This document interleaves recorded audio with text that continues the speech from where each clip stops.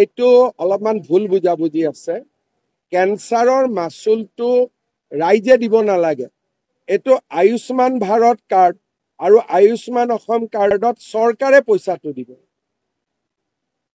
যেনেকৈ আমি তাত লিখিছে যে জেনেৰেল বেডত ইমান টকা বাঢ়িলে, জেনেৰেল বেডৰ পইচাটোতো ৰাইজে দিব নালাগে, কাৰ্ডৰ পৰাহে দিব।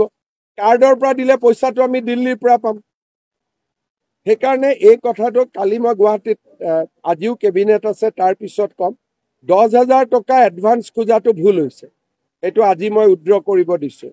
কিন্তু বাকী যি চাৰ্জ আছে, ৰেট আছে, এইটোতো পইচাটো আমি দিল্লীৰ পৰা পাম। গতিকে আমি ৰেটটো যদি অলপ বেছি কৰি দিল্লীৰ পৰা টকাটো আনি আকৌ কেঞ্চাৰ পেচেণ্টৰ কাৰণে খৰচ কৰিব পাৰোঁ, কি বেয়া আছে? এইটো বুজি নোপোৱাৰ কাৰণে এইটো প্ৰতিক্ৰিয়া হৈছে। মই আজি মিটিং ৰাখিছোঁ, বস্তুটো ঠিক কৰিম। এইটো অলপমান ভুল বুজাবুজি আছে। কেন্সাৰৰ মাচুলটো ৰাইজে দিব নালাগে। এইটো আয়ুষ্মান ভাৰত কাৰ্ড আৰু আয়ুষ্মান অসম কাৰ্ডত চৰকাৰে পইচাটো দিব। যেনেকৈ আমি তাত লিখিছে যে জেনেৰেল বেডত ইমান টকা বাঢ়িলে, জেনেৰেল বেডৰ পইচাটোতো ৰাইজে দিব নালাগে, কাৰ্ডৰ পৰাহে দিব। কাৰ্ডৰ পৰা দিলে পইচাটো আমি দিল্লীৰ পৰা পাম। সেইকাৰণে এই কথাটো কালি মই গুৱাহাটীত আজিও কেবিনেট আছে, তাৰ পিছত ক'ম।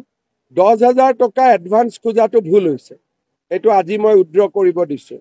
কিন্তু বাকী যি চাৰ্জ আছে, ৰেট আছে, এইটোতো পইচাটো আমি দিল্লীৰ পৰা পাম। গতিকে আমি ৰেটটো যদি অলপ বেছি কৰি দিল্লীৰ পৰা টকাটো আনি আকৌ কেঞ্চাৰ পেচেণ্টৰ কাৰণে খৰচ কৰিব পাৰোঁ, কি বেয়া আছে?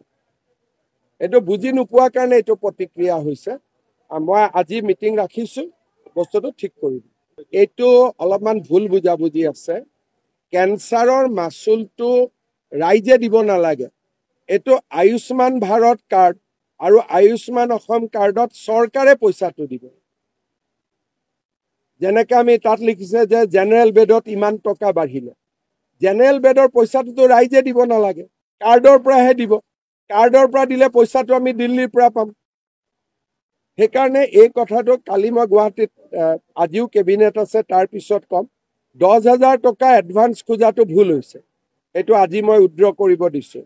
কিন্তু বাকী যি চাৰ্জ আছে, ৰেট আছে, এইটোতো পইচাটো আমি দিল্লীৰ পৰা পাম। গতিকে আমি ৰেটটো যদি অলপ বেছি কৰি দিল্লীৰ পৰা টকাটো আনি আকৌ কেঞ্চাৰ পেচেণ্টৰ কাৰণে খৰচ কৰিব পাৰোঁ, কি বেয়া আছে?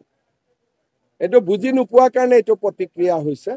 মই আজি মিটিং ৰাখিছোঁ, বস্তুটো ঠিক কৰিম। এইটো অলপমান ভুল বুজাবুজি আছে। কেন্সাৰৰ মাচুলটো ৰাইজে দিব নালাগে।